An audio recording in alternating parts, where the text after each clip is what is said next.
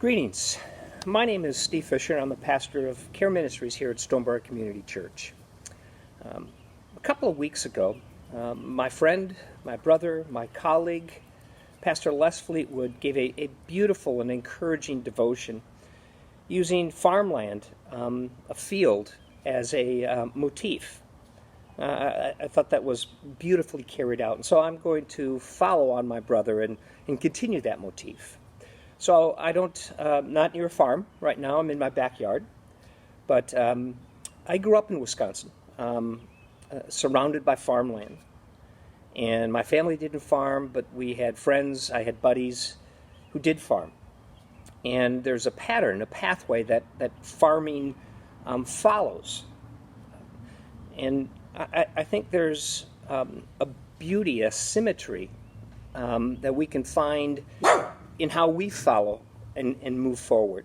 See, we serve a God that is tremendously consistent, tremendously harmonious. And in his two designs of nature and man, you will see that harmony, that consistency, I think played out rather profoundly.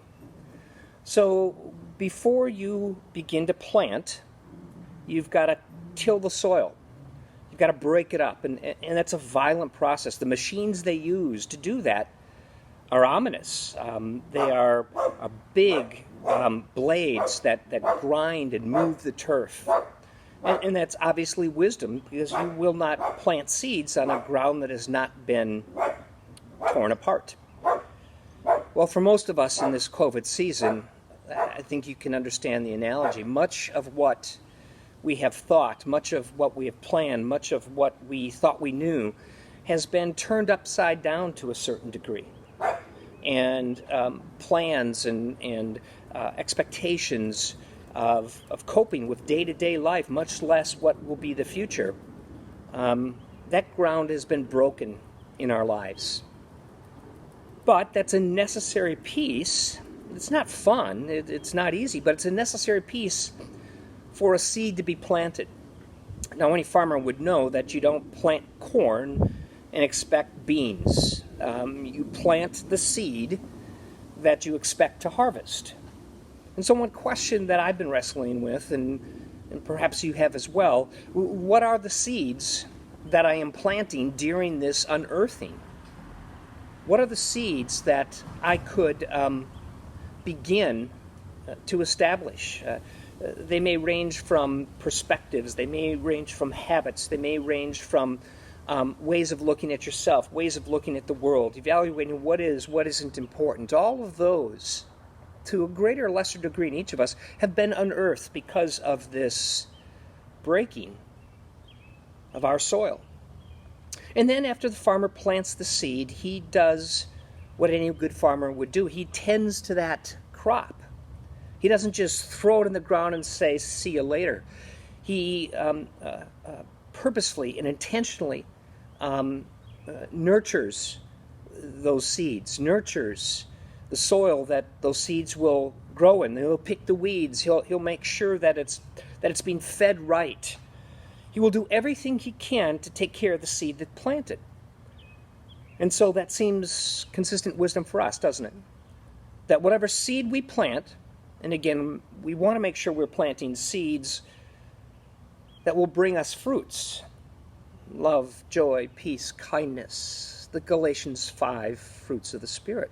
For if we plant anger, if we plant fear, if we plant bitterness, if we plant all of those things that are destructive, then when those things become to bear fruit, if we plant anger, why should we expect kindness?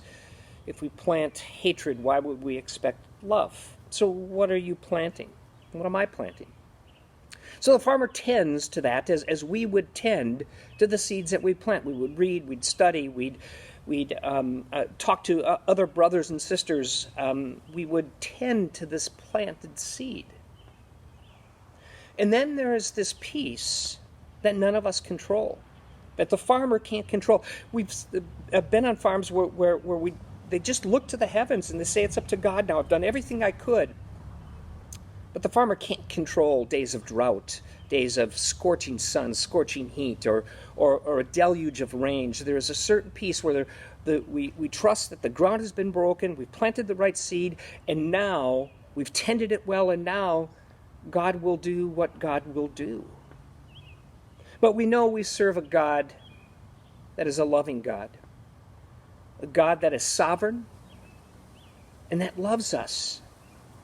For it would be really scary, wouldn't it, if we served a God that was sovereign, but we were unsure of his attributes.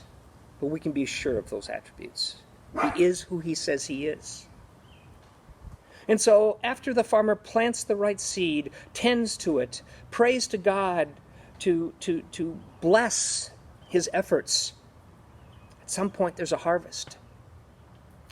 And my dearest prayer for all of us is that when we are ready to harvest our fruits, whenever that may be, that there's a bounty, that there's a joy, a kindness, a relationship, a togetherness, a simplicity, all of those words that we can harvest. And we pray that I remember distinctly that when it was harvest time, when everything was done and God has blessed it and there was an abundance, he gave those fruits away. We had corn and watermelon and beans and lettuce in abundance because their harvest was so bountiful that they gave it away.